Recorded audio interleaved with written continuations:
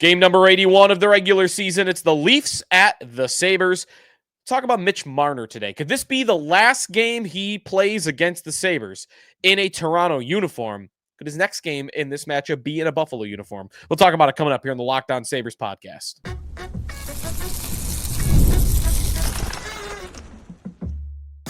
You're Locked On Sabres, your daily podcast on the Buffalo Sabres.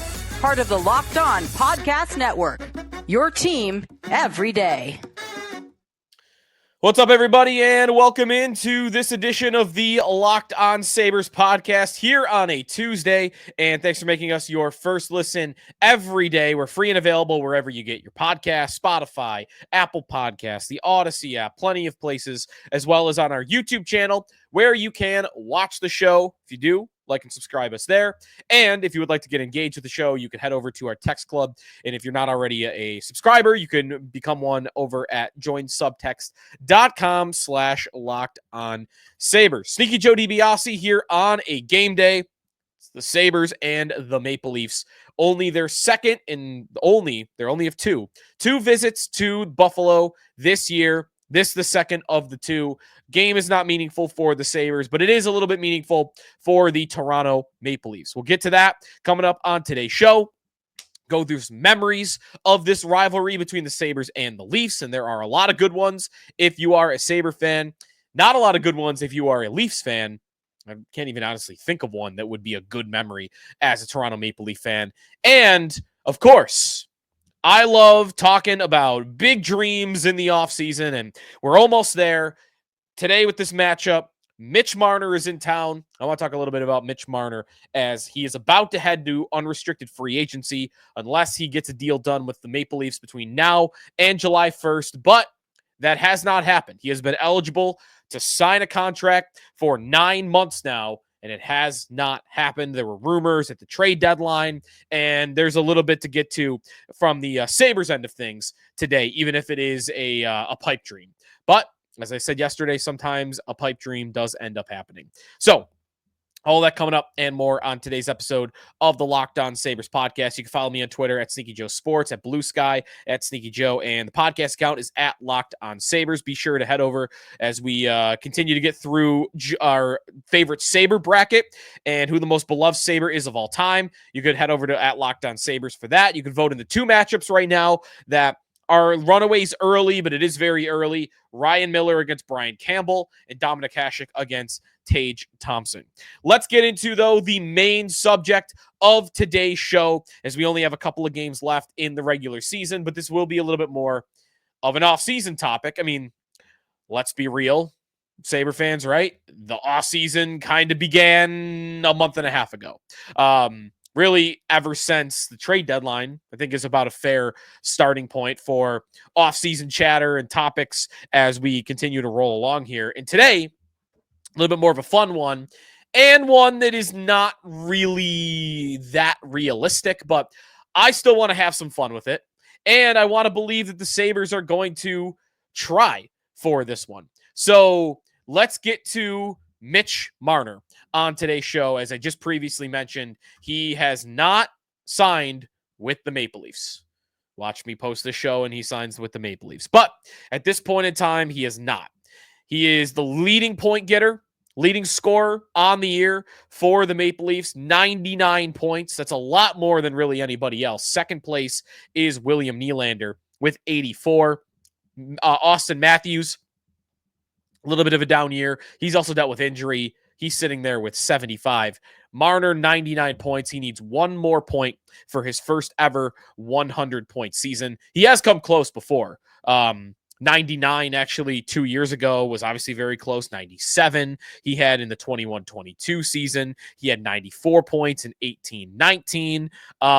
He had 67 points in both of the COVID shortened years in less than 60 games. So that would have been close. So it's kind of amazing actually that he's been right on the nose. Actually, every year, his point per game pace last year, 69 games played, 85 points. He stays healthy, he gets it. So this year, it looks like he's finally going to get to that threshold of 100 points in his age 27 season.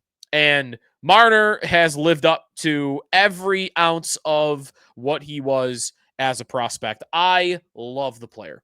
And I really always have. I mean, I was not doing the show back in 2015, but I'm sure there's old Twitter records of it. My going way back on Marner, I always thought he was definitely going to be a star in the NHL. And I liked him more than Dylan Strome that year. I liked him third most behind Jack Eichel and obviously before him, Connor McDavid. I loved Marner. And he's turned into one of the most dynamic forwards in the NHL. No doubt about it. I mean, he's super fast, super skilled. He's got a good shot. He's an insane playmaker with the puck. He's an amazing stick handler. So dynamic. He does not show up in the postseason in comparison to what he does in the regular season. Now, from my standpoint, studying, and actually, I think Dom Lucian from The Athletic was really the one that did the hardcore study on what the Maple Leafs do when they get to the playoffs. They become far too conservative, way too defensive. They kind of completely change their blueprint and identity as a team once they get to the playoffs. And that's a big reason why they kind of shrink up in those moments. And nobody does more than Mitch Marner. 738 points in 655 career NHL games, far more than a point per game pace, versus in the playoffs, 50 points in 57 games. I mean, you're talking about a guy with about a 90-point pace, 95-point pace for his career in the regular season versus like a 70-point pace, 65, 70-point pace in the playoffs. So still a good player, doesn't score a lot of goals when he gets to the postseason. Last year, only scoring 1 goal in their 7-game series where they got knocked out in the first round. He's had series before where he didn't score at all. For me, covering the Buffalo Sabres, I don't care about any of that. It might get him out of town, though, in Toronto. I mean, he's been the lightning rod more than I think anybody else on that team for their playoff failures. And we'll see. It's going to matter a lot what he does in this postseason, driving the narrative of it at the very least. And also, so let's get to this a little bit from a free agent standpoint and kind of an early preview of the case for Mitch Marner for the Sabres or for any team in free agency. And let's start with number one. What motivates Mitch Marner? Now, that's going to be a good question. And to me, the most likely top two things that will motivate Mitch Marner, not knowing anything about him, like personally. So you're kind of playing the guessing game here. I'm just going off what most people usually act like or most people value in free agency. What do most players value? They value winning and they value staying at home, right? And the organization that drafted and developed them and is stuck by them, especially when it's home. And that's Marner, right? Home is Toronto. He's a Mississauga kid. He's a Markham kid. So he is Toronto blue blood through and through. And he's been with that organization for 10 years now.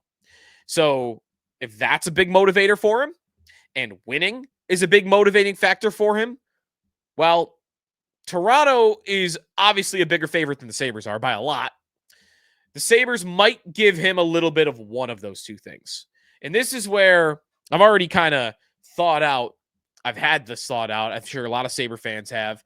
What is the case? What is the sales pitch to Mitch Marner to have this be his last game against the Buffalo Sabres tonight in blue and white, and for his next game in the series to be in blue and gold? It's 3 things. There's only 3 things the Sabres can cling to try to motivate him to get to Buffalo. Number 1, and this for me to the Sabres needs to be their largest commitment. It's money. You need him to be motivated by money, and you need to be willing to spend more than anybody else.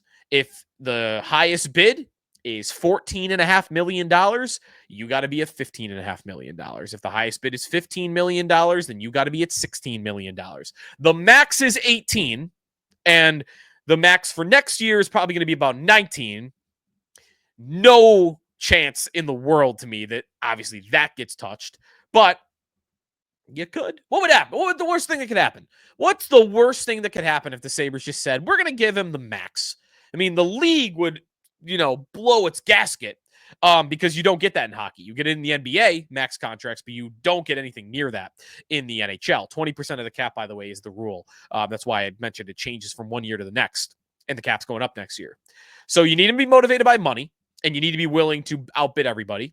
You need him to be motivated by staying close to home, because there's nowhere closer to home for him that isn't his hometown team than the Buffalo Sabres. And 3, I think you need him to be motivated by not being a part of the circus anymore. That you need him to be sick of being the lightning rod and being constantly criticized for letting his team down in the postseason. You need him to just want an escape from that. And if you get those 3 things to be big motivating factors for Mitch Marner, and the Sabres are willing to put up the money, then you might be in the conversation. But to me, that's a lot of tight windows to thread a needle through.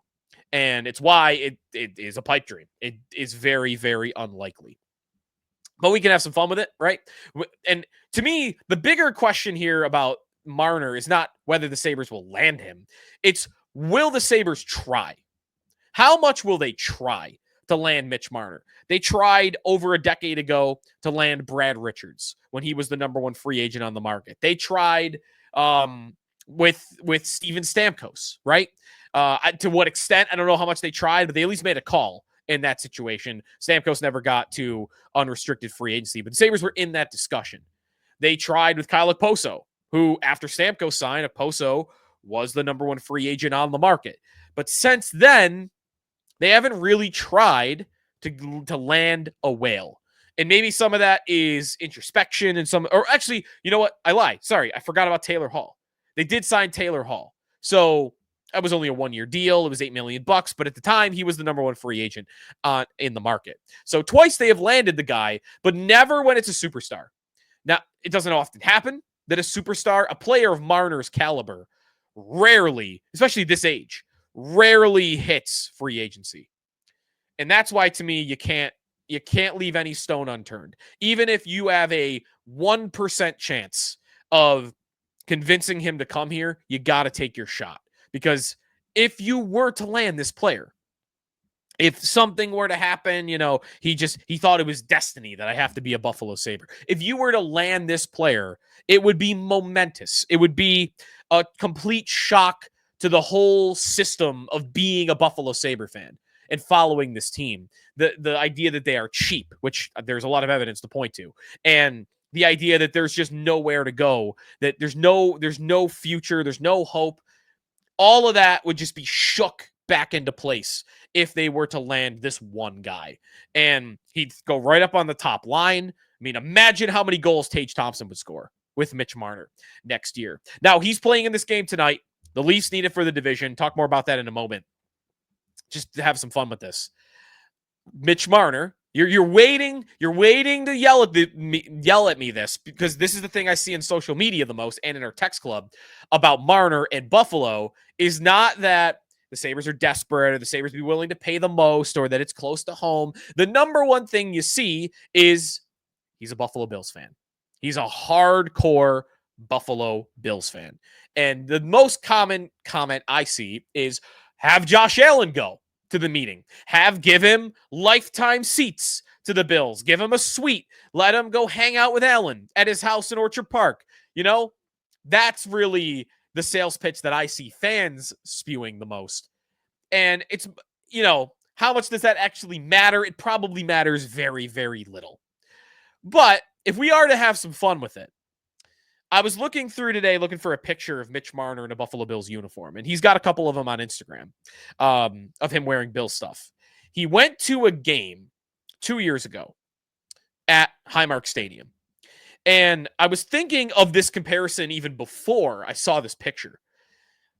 If just to take you way back and take you over to the Bills end of things here, I'm going to take you back 23 years to the year 2002, week 17 at then Ralph Wilson Stadium, 2002, at last game of the year. The Cincinnati Bengals travel to Buffalo to play the Buffalo Bills. And Pistachios Spikes, who is about to become a free agent. He's an awesome linebacker. He's about to become a free agent. The Bills fans at that game chant for Pistachios Spikes. They chant for him to come to Buffalo. They chant his name, and Spikes ends up coming to Buffalo. Right?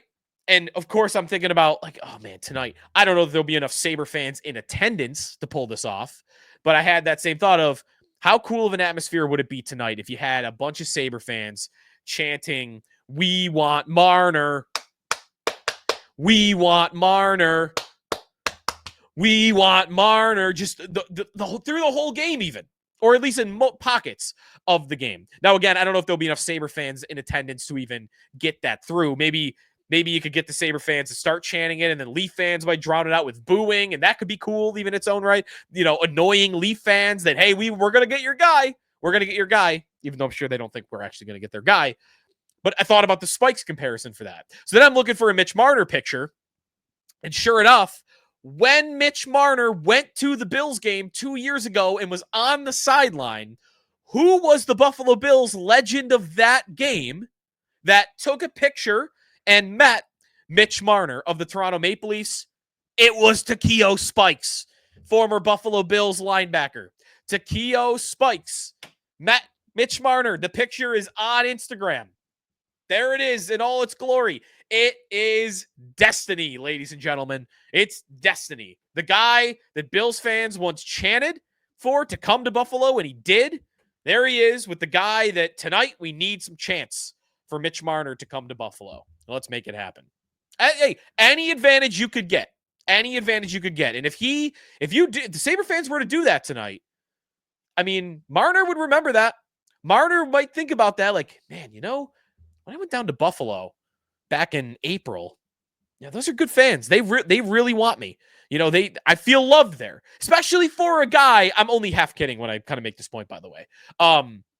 Especially for a guy that, if his big problem with the Leafs in Toronto is everybody's always all after him. Everyone's always criticizing him. He's a lightning rod, as I've mentioned, polarizing.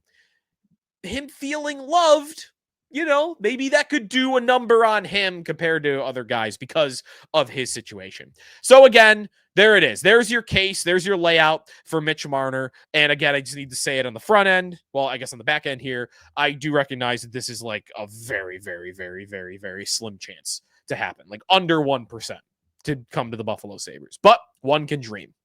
When we come back, Sabres and Leafs tonight. Let's play around a little bit more with some Sabre memories. I got some good text answers on that front, and then we'll get more on the matchup. As the Leafs can win the division tonight, I got an amazing fact on that as we return here on the Locked On Sabres podcast. Today's episode of the Locked On Sabres podcast is presented by Wonderful Pistachios. If you're looking for a snack that's both delicious and nutritious, crack into a good source of protein with Wonderful Pistachios. I went golfing yesterday, and I had a bag in my golf bag. I took some in on the back nine to start off on number 10, and then I had 7 strokes fewer. I was 7 strokes better on the back nine than it was on the front end. I'm not completely crediting the pistachios, but they definitely didn't hurt. Wonderful Pistachios, one of the highest protein nuts. Each 1 ounce serving has 6 grams of protein, giving you over 10% of your daily value. Plus, they are packed with fiber and better for you unsaturated fats to help you keep you feeling fuller longer. I love the no shells variety. That's what I go for. It's the perfect grab and go snack for busy days. So whether I'm snacking at my desk or at work or on a road trip or golf, as I mentioned, they're always my go-to. And if you love cracking open every shell for that satisfying crunch, the in-shell options are a classic favorite. So get snacking and get cracking with the snack that packs a protein punch. For more, visit wonderfulpistachios.com. Again, wonderfulpistachios.com to learn more today. Sneaky Joe DiBiase back here on the Locked On Sabres podcast. The Sabres and the Leafs tonight. The Leafs can win the division. I threw this out to our text club. What are some of your greatest Sabres and Maple Leaf memories from over time? And as I just kind of mentioned, now maybe this has to go back to before I was born, like early 90s, but back then, the Sabres and the Leafs were in different conferences. So they didn't really meet all the time. There wasn't really a rivalry there until the turn of the century. So I think a lot of the memories are concentrated in the last 25 years. And like all the memories I could think of are all positive in the Sabres end of things on that. I think the Leafs might have won the Heritage Classic, but no, maybe not even. I don't even remember, because all I remember about that game is Matthews took a shot at Dahlin in the neck, and then Cousins went after Matthews, and Cousins fought Hyman. It's when Cousins seemed to have, some willpower. And that was great. Who won the Heritage Classic between the Sabres and the Leafs? Again, I don't even remember the result of the game because I loved it so much. Sabres won 5-2. Okay, so they even won that one. I remember a tank game in 2015 where the Sabres are getting smoked every night all year long, and then they go to host the Toronto Maple Leafs, and there's a lot of Leaf fans in attendance. It's Phaneuf, it's Kessel. They're not a bad team. Reimer might have even been their goaltender, and the Sabres just pile drive them, crushed them. The worst Sabre team in existence ever. And Leaf fans are throwing beers on the ice, and they're throwing their jerseys on the ice. That was the first time I'd ever seen that, where fans threw jerseys on the ice. Now it's been a little bit more normalized when fans are upset. So there's that. So there's other ones that are good ones. And one that one texter wrote in is 2007. March of 2007. It's one of the best regular season games I can remember as a Sabre fan, where the Sabres are down 4-1 to the Maple Leafs. Andrew Raycroft is the Leafs goaltender for this game. And there's a puck. It's actually 3-1, third period. And the Leafs swing the puck around the boards. Miller comes out to play it. No, he doesn't. Sorry. Wrong goal. Puck goes around the boards, and it goes off the ref's knee. The ref even sticks his knee out, puts the puck right out in front. The Leafs score and make it 4-1. Ryan Miller, furious, chucks his stick at the wall. And maybe that fires up the squad, because Thomas Vanek scores on a slap shot. Danny Briere scores on the doorstep of Raycroft on the power play. Briere hits Pominville flying down the middle of the ice. He rips a shot past Raycroft to tie the hockey game. And then in regulation, this is all in the third period, Vanek comes in with Talinder and Stafford on a 3-on-2. Vanek holds up, throws the puck on the doorstep to Stafford, who taps it in, and the Sabres win the game in regulation. It's an all-time night. It's an all-time game, especially regular season game for the Sabres over the Maple Leafs. You could go back to 99. The 99 playoffs, conference finals, game 4 here. 3 goals in like 2 minutes, including a Rob Ray goal between his legs.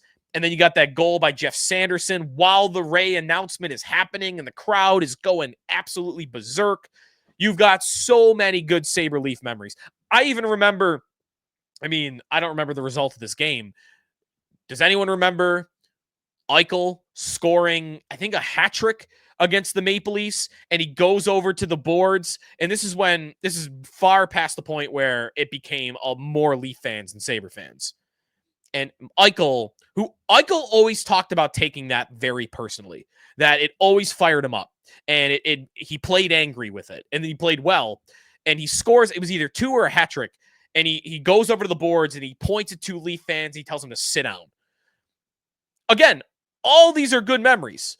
There is the Leopold goal where Marcus Foligno and Mike Komisarek are like fighting before and during the play, and the puck is laying in the crease for like 30 seconds and nobody grabs it. Nobody knows where it is. And finally, I think it's Leopold that shovels it home and they win that game. Find me a bad memory between these two teams from the Sabres perspective. They're all good. And as I've pointed out before, the Sabres have the 3rd best record at home during this playoff drought against the Leafs than anybody. More wins against the Toronto Maple Leafs than any other opponent during this playoff drought. The Sabres have a winning record against the Maple Leafs in the playoff drought. There are only 4 teams that are below 500 in Buffalo during the playoff drought. That's it. And Toronto's one of them over 26 games. The Sabres, no matter how bad they are, I mentioned that tank game, they just beat the Leafs. Remember last year? Here's another good one. Sabres get smoked by Columbus at home in December, 9-4. They come back 2 nights later, hosting Toronto. It's all Leaf fans. And what happens? The Sabres blow them out 9-3. 9-3. Jeff Skinner scored twice. Okposo scored twice. I'm looking at the game log right now. It's always good. It's always good. Let me look through a couple more real quick here. Derek Roy in overtime in a late season game to keep our playoff hopes alive in 2012. That's from one texter. Another one with a bit of a snarky answer, but I respect it. Selling my tickets for more than face value twice a year. I agree with that. Think about that. You really do get one over on Leaf fans. Leaf fans are always spending this money to drive down from Toronto to watch the Leafs play in Buffalo, and they always lose. They almost always lose. What else here? Those are mostly the top ones. I think we got through all the good ones. Yeah. All right.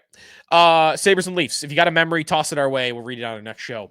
Love these games. Love these games. And it's a rivalry to me. It's a rivalry to me. I know you've really never had these two teams be good at the same time since 99, and maybe only in 99. Like, you really only had a 1 year playoff. Both teams are awesome. But even without that, you've had a lot of energy in this rivalry, despite the fact that the two teams haven't really lined up as being good at the same time since then.